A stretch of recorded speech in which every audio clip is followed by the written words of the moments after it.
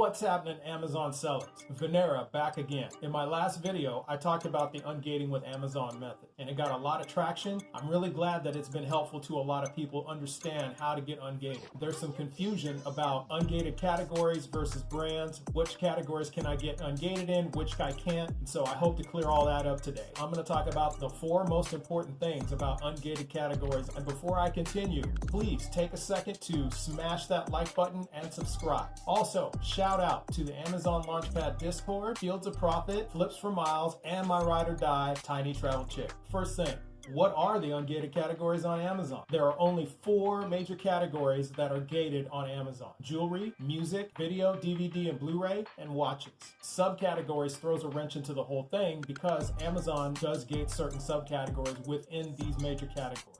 For example, baby products as a whole in general is ungated, but there are certain subcategories that are gated. For example, baby food. There are more subcategories that are gated, like entertainment and collectibles, fine art. The most common one that I get a question about is grocery and gourmet foods. Grocery and gourmet foods as a whole is ungated. However, there are certain subcategories that are gated. The same with health and personal care. As a whole, it is ungated, but over the counter, which is a subcategory of health and personal care, is gated. But looking through this overview of categories found in the Amazon Seller Central dashboard, you can see that the majority of the categories and subcategories are ungated. So new sellers out there, it's a wide open field for you. Which brings us to number 2. Can you sell in ungated categories on Amazon? Absolutely you can. There is one exception.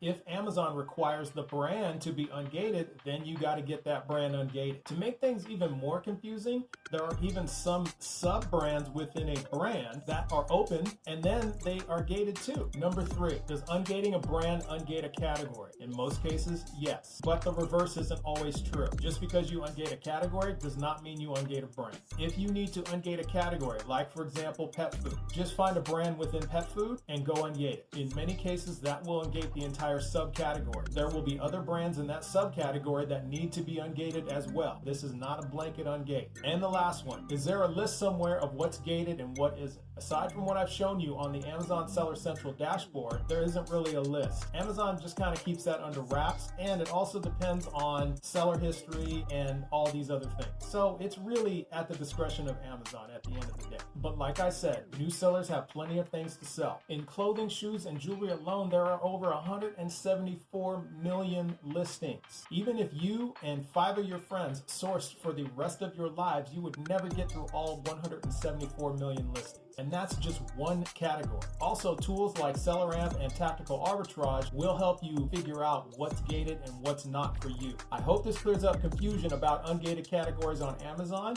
but if you have any more questions, feel free to hit me in the comments or join the Amazon Launchpad Discord at the link below and send me a DM. Until then, happy selling.